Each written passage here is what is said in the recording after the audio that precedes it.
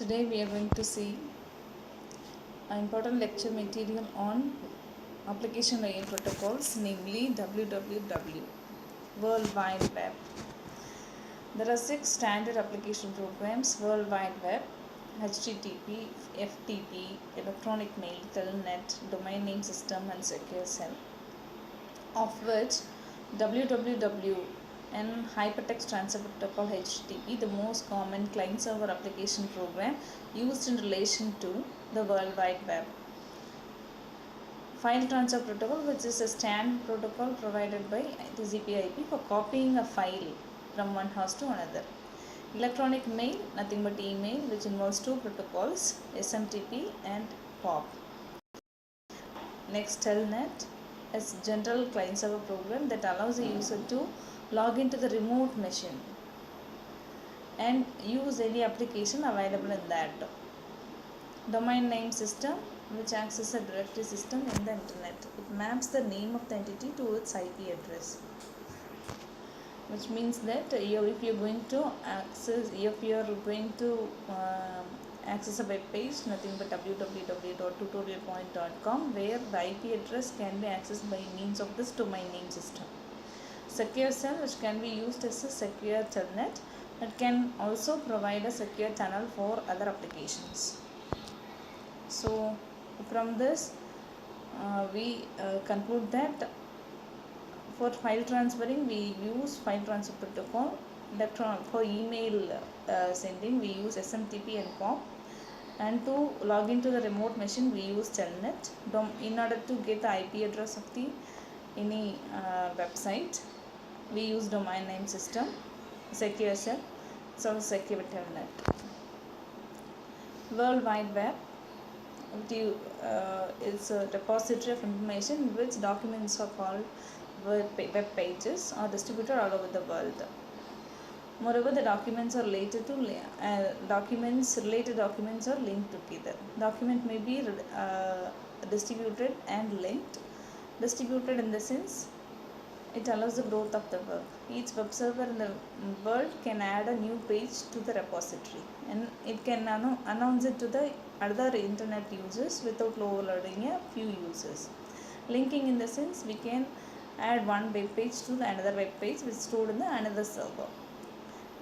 This linking of web pages can be achieved by hypertext. Today we use web pages for electronic shopping, as well as we can watch television and radio programs whenever we want. Architecture of the WWW, it is distributed client server service, where in which client using a browser, that is we are the user, we use the browser to access the service which is provided by using a server. So those web pages are called as sites. Each site may have one or more web pages, may be linked or not linked. So the web page can be simple or composite. Simple web page in the sense it has no links to the other web pages. Composite in the sense it has one or more links in the web pages. World Wide Web operation. So from this diagram we can easily understand the operation of the World Wide Web. We have from the client side we use the browser in order to access any site. For example, www.facebook.com or tutorialpoint.com. So for that, initially the browser will send the request to the web server for getting the IP address of the particular website that you have typed in the browser. After getting the IP address from the web server to the web browser, then the web browser sends a request to the web server about the web page for accessing the web page. So if the web server, then it gets using the HTTP connection, then the web server receives a request using HTTP protocol, and it checks the search for the requested web page. If it founds, and it returns back to the web server and closes the TCP connection. Once the browser receives a web page, it interprets and displays the contents of the web page to the web browser window. So web browser initially it requests the IP address to the web server. Once it gets the IP address, web browser sends the request for the web page to the web server. Web server finds it using by making a HTTP connection between these two, that is your web browser and web server. If the particular web page is found in the web server, then the web server will send the particular web page to the web browser. It closes the TCP connection, then web browser will display the content to the user. Web client or web browser. Browser will display the web page. We know that. Browser usually consists of three parts: controller, client protocols, and interpreters. This controller will get the information, that is you are going to type your web page in the address bar, right? So this information will be given to the browser, nothing but your controller, by means of the input, that is your input device, nothing but your keyboard or mouse.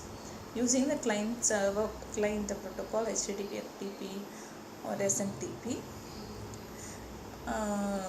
this input, if it is a web page, then it is by means of this protocol and interpreters, that page will be displayed to the browser. So controller receives the input from the keyboard and mouse and uses the client programs to access the document. After document has been accessed, controller uses one of the interpreters to display the document. We know that the commercial browsers, Internet Explorer, Firefox, Chrome Edge, nowadays we have. Then web page is stored at the server. So each time a request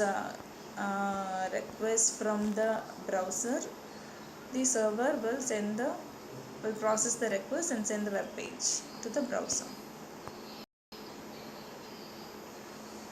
It may be multi-threading. This processing may be multi-threading or multi-processing. So whenever multiple requests will be at the server, so it process those requests by means of multi-threading or multi-processing. URL, uniform resource locator. In order to define a web page, we need 4 identifiers: host, port, path, and protocol. Protocol through HTTP, through which the web page can be accessed. Host identifier can be IP address of the server. The port 16-bit integer which is predefined. For example, if you use HTTP protocol, it is well defined port. It has a well defined port number 80. Path identifies the location and the name of the file in the underlying operating system. Then example, the URL. If this is, you are going to access the Perozon book from the computer science section in the Tata McGraw-Hill company. The string www.mhhe.com is the name of the computer in the McGraw-Hill company, and the path where computer science comps SCI is the directory, and Perozon book can be accessed from this web page. Or web documents. The 3 broad categories of web documents are static, dynamic, and active. Static documents are fixed content documents that are created and stored in a server.